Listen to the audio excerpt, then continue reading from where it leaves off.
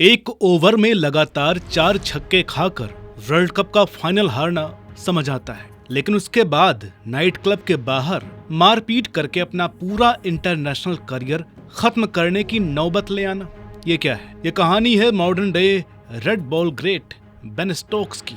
Ben Stokes world cricket का एक ऐसा नाम जिनमें टैलेंट तो कूट कूट कर भरा था, लेकिन उनके अंदर का वो रिबेल हमेशा उन पर भारी पड़ता दिखा। और कितनी ही बार वो इस चीज से बचते, एक दिन आना था जो उनका करियर खत्म कर देता।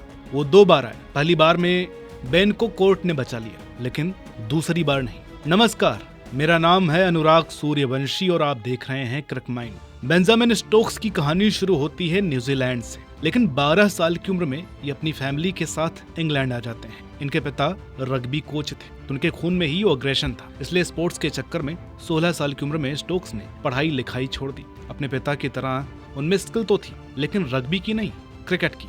उनके क्रिकेट का टैलेंट ऐसा था कि डरहम के लिए खेलते हुए अपने तीसरे ही फर्स्ट क्लास ओवर में इन्होंने मार्क राम प्रकाश जैसे दिग्गज को आउट कर दिया। दिक्कत वाली बात यह थी कि जिस अग्रेशन के दम पर स्टोक्स मैदान पर राज करते थे, वही फायर पावर मैदान के बाहर उनके लिए दिक्कत बन जा रही थी। 2013 में जब इंग्लैंड लायंस की टीम ऑस्ट्रेलिया टूर पर गई, तो उन्हें शराब पीने और डिसिप्लिन तोड़ने के चक्कर में बेइज्जत करके बीच टूर से ही घर भेज दिया गया था। तभी सबको लगा था कि इनका करियर तो शुरू होने से पहले ही खत्म हो गया है, लेकिन भैया ऐसे टैलेंट को आप ज्यादा दिन बाहर नहीं बैठा सकते। उसी साल 2013-14 की एशेज सीरीज में स्टोक्स का टेस्ट डेब्यू होता है। वैसे वो सीरीज आपको याद है? मूंछों वाले मिचेल जॉनसन अपनी बॉलिंग से इंग्लैंड के बल्लेबाजों का करियर बर्बाद करने में लगे हुए थे, लेकिन उस सीरीज में पर्थ की उस खतरनाक पिच पर 22 साल के बेन स्टोक्स सीना तान करके खड़े हो गए। 195 बॉल में 18 बाउंड्री मारकर 120 रन की जो पारी खेली, उसने दुनिया को चौंका दिया। भले ही इंग्लैंड वो सीरीज 5-0 से हार गई,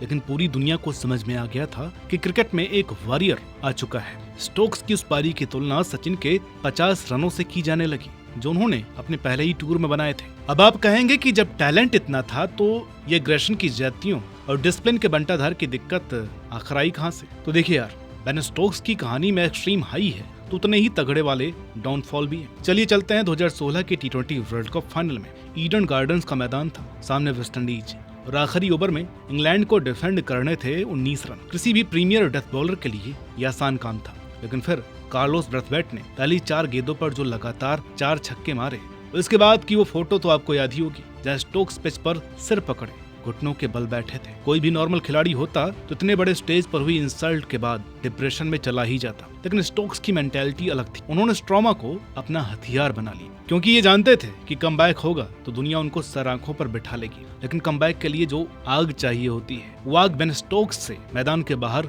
कांड किए जा रही थी। अब सबसे बड़ा बखेड़ा तो वर्ल्ड कप के 1 साल बाद ही हो गया। 2017 की बात है, सितंबर का महीना था। वेस्ट इंडीज के खिलाफ एक वनडे मैच के बाद रात के 2:30 बजे ब्रिस्टल के एक नाइट क्लब के बाहर स्टोक्स का एक भयानक झगड़ा हो गया। सीसीटीवी फुटेज सबने देखी, लात घूसे चले और स्टोक्स को अरेस्ट कर लिया गया। न्यूज आ गई कि भैया खेल खत्म, अब सब खत्म। मीडिया ने धज्जियां उड़ा दी। न्यू बैलेंस जैसी कंपनी ने स्पॉन्सरशिप तुरंत छीन ली। ईसीबी ने उन्हें वाइस कैप्टनसी से हटा दिया, और सबसे बड़ी बात तो ये थी कि स्टोक्स को एशेज सीरीज से ड्रॉप कर दिया गया। हालांकि बाद में जब कोर्ट में केस चला, तो स्टोक्स ने बोला कि उन्होंने वो सब 2 लड़कों को बचाने के लिए सेल्फ डिफेंस में किया था, इसलिए 2018 में कोर्ट से तो बरी हो गए, लेकिन पूरी दुनिया में उन पर एक टैलेंटेड लेकिन सनकी का ठप्पा लग चुका था। लोग कहने लग गए थे कि अब ये बंदा कभी अपनी पुरानी फॉर्म और रेपुटेशन वापस नहीं पा सकेगा, ये भी अगला जेसी राइडर ही है। लेकिन अगले ही साल 2019 के वर्ल्ड कप फाइनल में जब पूरी इंग्लिश टीम प्रेशर में कोलैप्स हो रही थी, तब स्टोक्स दीवार बन करके खड़े थे। उन्होंने नाबाद 84 रनों की पारी खेली, और वो आखिरी ओवर,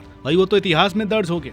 15 रन चाहिए थे। स्टोक्स ने एक गगनचुंबी छक्का मारा, फिर वो बैट से लगी हुई अजीब सी डिफ्लेक्शन वाला चौका। उसके बाद सुपर ओवर में भी स्टोक्स ने मोर्चा संभाला और बाउंड्री काउंट पर इंग्लैंड वर्ल्ड चैंपियन बनी। उस दिन पसीने और मिट्टी से सने हुए Stokes player of the match बने, और उन्होंने इंग्लैंड की व्हाइट बॉल हिस्ट्री का सबसे बड़ा खिताब जितवाया। लेकिन भैया असली कमबैक होना तो अभी बाकी था। वर्ल्ड कप फाइनल के 6 हफ्ते बाद हेडिंग्ले में एशेज का तीसरा टेस्ट था।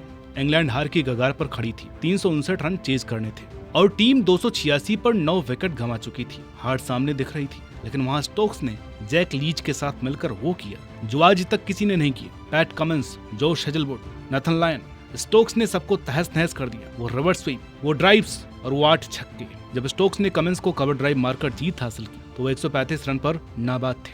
6 हफ्तों के अंदर वर्ल्ड कप जीतना और फिर एसएच ड्रॉ करना, ये छोटा वाला कमबैक था, असली वाला तो आना बाकी था। क्या आप जानते हैं कि स्टोक्स जब भी शतक मारते हैं तो वो अपना हाथ हवा में लहराते हैं और बीच वाली उंगली को मोड़ लेते हैं। बहुत कम लोग जानते हैं कि ये उनके पिता गेट स्टोक्स के लिए एक ट्रिब्यूट है।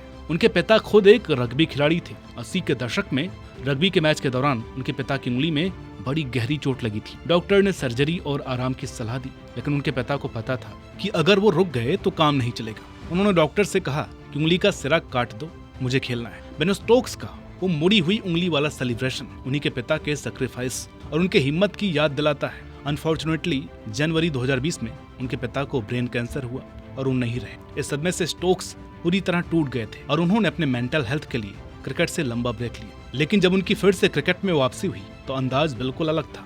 उन्होंने और ब्रेंडन मैकुलम ने मिलकर बेसबॉल को जन्म दिया और 2022 के T20 वर्ल्ड कप फाइनल में पाकिस्तान के खिलाफ 52 रन बनाकर उन्होंने 2016 में अपने जख्मों को भी भर दिया। अगर स्टैट्स की बात करें तो स्टोक्स का करियर एक महान ऑलराउंडर की यादगार विरासत है। 7,273 टेस्ट रन, 14 शतक और 252 विकेट। टेस्ट क्रिकेट में 138 छक्के मारना कोई मजाक नहीं है और उनके रिटायरमेंट टेस्ट में वो जैक स्कैलिस के बाद दुनिया के दूसरे ऐसे खिलाड़ी बने जिन्होंने 7,000 रन और 250 विकेट का डबल माइलस्टोन छुआ। बेन स्टोक्स सिर्फ एक क्रिकेटर नहीं, वो अपने आप में एक पूरा युग है। कॉलेज के बाद स्टोक्स ने ग्रेटेस्ट ऑलराउंडर की मशाल थामी, वो भी पूरे 12 साल।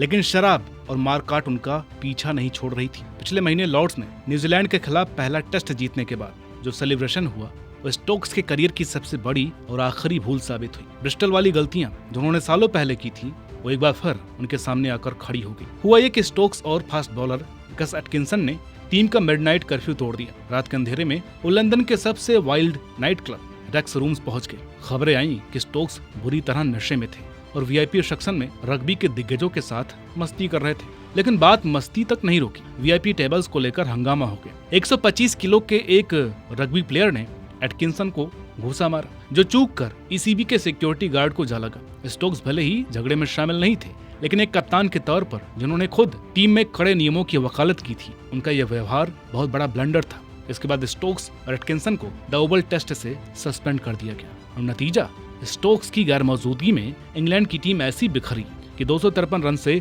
शर्मनाक हार का सामना करना पड़ा। हालांकि बाद में क्रिकेट रेगुलेटर ने उन्हें वायलेंट कंडक्ट के आरोपों से बरी कर दिया। लेकिन अंदरूनी तौर पर जब सब कुछ टूट चुका था उन्होंने मीडिया के सामने माफी तो मांगी, लेकिन उनके दिमाग में कुछ और ही चल रहा था। तीसरे टेस्ट के चौथे दिन ड्रेसिंग रूम में उन्होंने अपनी टीम से कहा कि उन्होंने अपने शरीर का आखिरी कतरा भी इंग्लैंड क्रिकेट के लिए झोंक दिया है और अब उनके पास लड़ने के लिए और ताकत नहीं बची है। स्टोक्स गए तो एक लीजेंड की तरह, लेकिन जाते जाते उन्होंने इंग्लैंड क्रिकेट में जो बवंडर छोड़ा वो इतिहास के पन्नों में हमेशा के लिए दर्ज हो गया। आपको क्या लगता है, क्या उनका यह फैसला सही था या उन्होंने अपनी टीम को बीच मझधार में छोड़ दिया? कमेंट सेक्शन में जरूर बताइएगा। तो अब सवाल ये उठता है कि बेन स्टोक्स की इस विरासत को आप किस खाने में रखेंगे? ये वो शख्स थे जो कभी भी खामोशी से विदा नहीं लेना चाहते थे। उन्हें एक ऐसी ब्लेज ऑफ ग्लोरी चाहिए थी जिसमें शोर हो, ड्रामा हो और थोड़ा हंगामा भी हो। 2016 के कोलकाता फाइनल की हार की चुभन से लेकर 2019 लॉर्ड्स हेडिंग्ले के चमत्कार तक और फिर 2022 मेलबर्न फाइनल में वो रिडेम्पशन, स्टोक्स इस खेल के अल्टीमेट मेन कैरेक्टर थे और रहेंगे। तो दोस्तों, उम्मीद करते हैं कि आपको ये वीडियो पसंद आई होगी। वीडियो अच्छी लगी हो तो लाइक कीजिएगा, शेयर कीजिएगा। चैनल पर नए हैं तो प्लीज सब्सक्राइब करना मत भूलिएगा। मिलते हैं आपसे अगली वीडियो में, तब तक के लिए नमस्कार।